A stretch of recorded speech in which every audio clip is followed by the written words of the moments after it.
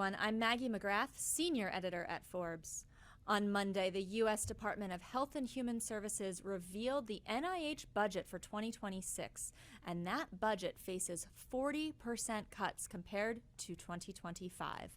This could have a dramatic effect on American public health and medical research.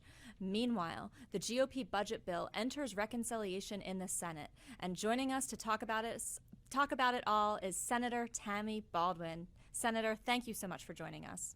Thank you for having me. It's great to join you. So let's start with the NIH budget and the cuts that were unveiled just yesterday. Can you contextualize, what does 40% mean?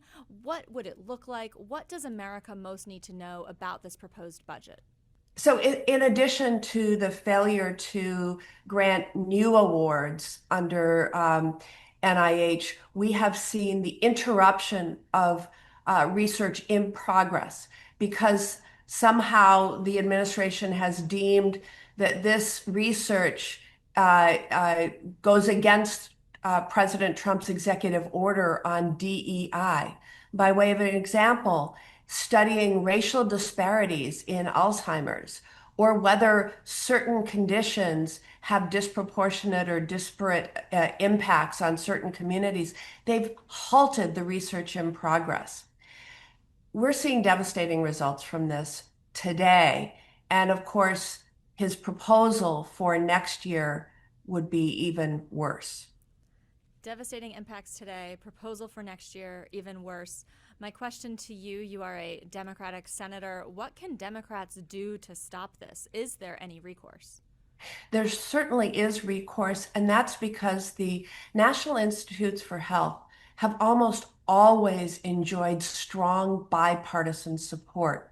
And already some of my Republican colleagues have joined all of the Democrats in pushing back against the Trump administration's handling of NIH, be that the firing of many scientists who have worked for NIH for decades, or whether that's their conduct in failing to award grants that otherwise would have been awarded. So we're seeing a pushback. In fact, the Senate Appropriations Committee, on which I sit, had its very first hearing of the year on cuts at the NIH. And so I'm very hopeful that we'll be able to restore that funding.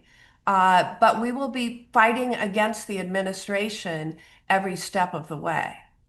When you talk about the bipartisan support that the NIH has historically enjoyed and some of the current pushback from your Republican colleagues in the Senate, we have seen Susan Collins, Lisa Murkowski say that they are concerned. To really make any sort of inroads here, you need 2 more Republican senators to join you to override J.D. Vance's tie-breaking vote. Do you think you can get those 2 more? And if so, what are the mechanisms going on behind the scenes to get that? Yes. So in this particular case, when we're talking about writing the appropriations bill for fiscal year 2026, so when we're talking about the fact that President Trump proposed the president's budget, but it's actually Congress that writes the budget and funds the departments.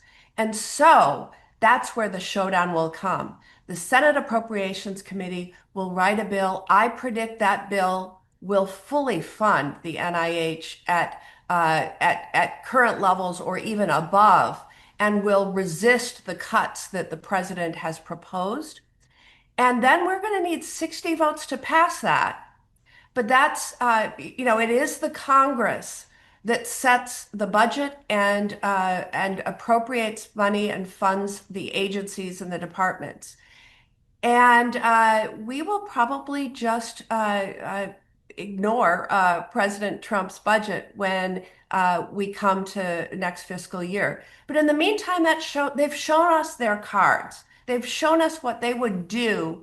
And we've seen also, since the very first day of this Trump administration, a push and tug between Congress and the presidency. It is the Congress that passes laws. It is the Congress that sets the budgets. It is the Congress that funds the agencies. And it is the administration's job to implement those laws and to administer those agencies as Congress sets out in law.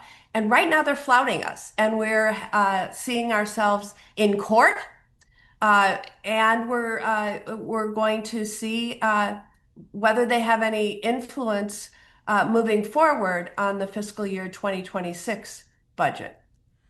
It sounds like there are still many steps to go and a lot of questions that remain. But one of my questions is failing Congress's ability to fully fund the NIH. Have you been hearing from constituents on the private side, private philanthropists, nonprofits, private donors, who could step up and fill that void? Because if we're talking again about medical research, a fairly bipartisan issue, and one where there are deep pocketbooks here in the U.S., are there folks who could step up and fill the gap? So it's a great question, and I held a hearing back in March of this year with witnesses who were very concerned about the cuts in funding to the NIH that were happening in real time. And one of those witnesses at the forum that I held suffered from blood cancer. He was a retired doctor, and he sat on a philanthropic organization that fundraises for research to supplement what NIH spends. I asked him that very question. Could your philanthropic organization, your nonprofit focused on blood cancer, could you fill this gap? And the answer was not even close. Not even close. And so it is the reason why we are the envy of the world with regard to the National Institutes for Health, and the reason why we have made it possible for people with cancer diagnoses that 10 years ago, 20 years ago would have been a death sentence now are surviving. The survival rate for even stage 3, stage 4 cancers are much, much longer. That's because of what we have publicly invested in the NIH.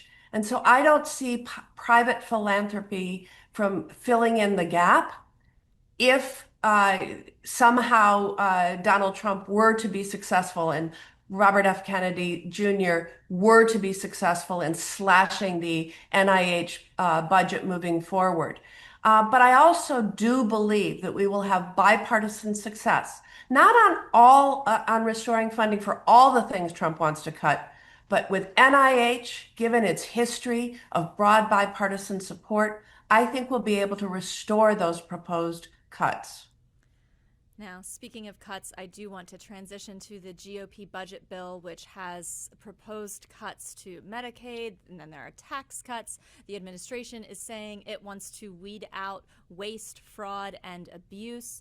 Senator, what is your position on this budget bill, and what do people need to understand about which areas of American life could be most affected if it passes? Right. So a little over a week ago, in the middle of the night, House Republicans passed their budget reconciliation bill. What Donald Trump has been calling the big beautiful bill, what we're calling the big beautiful betrayal, because that's really what it is.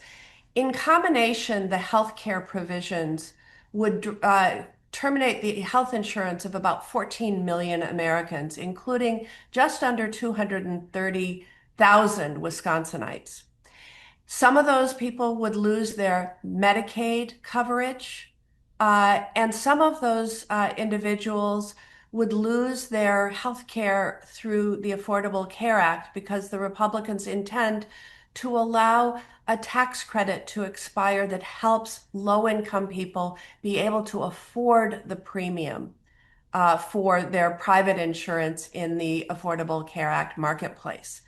14 million Americans, their health care being terminated so that Republicans can finance a portion of their tax breaks for big corporations and the wealthy, stealing from those who are most vulnerable in our society to pay for these tax breaks.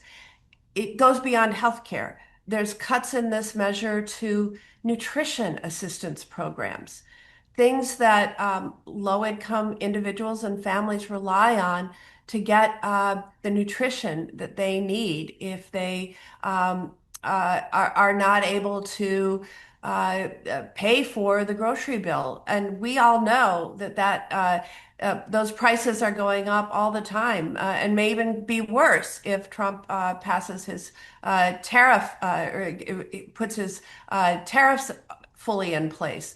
So this bill is uh, really, in my mind, sort of like Robin Hood in reverse, taking from the most vulnerable in order to pay for a huge tax break for corporations and the wealthy.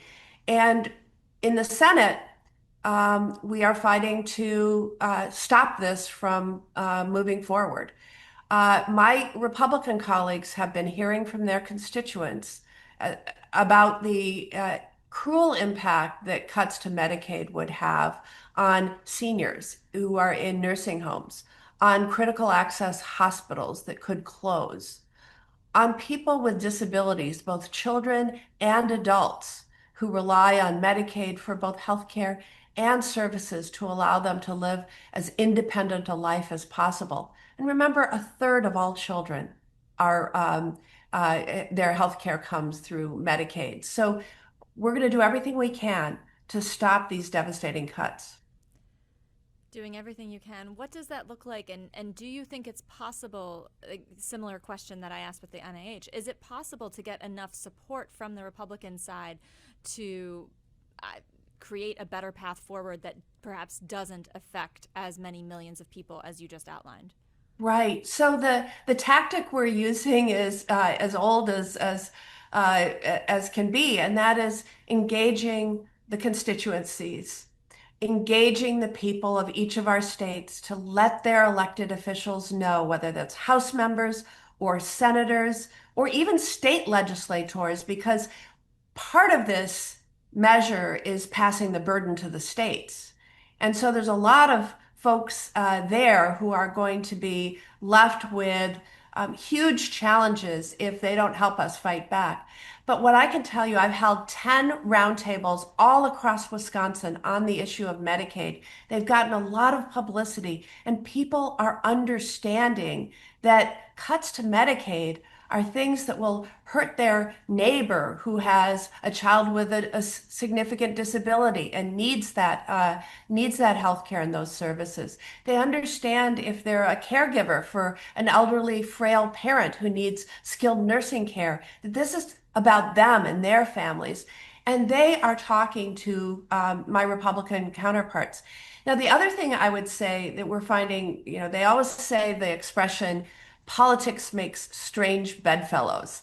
And what I will tell you is that there are some, including my senior senator, who has looked at the bill that the House passed and said, this is going to worsen the deficit, it's going to worsen the debt, and I'm not going to vote for it unless the cuts to government are even steeper.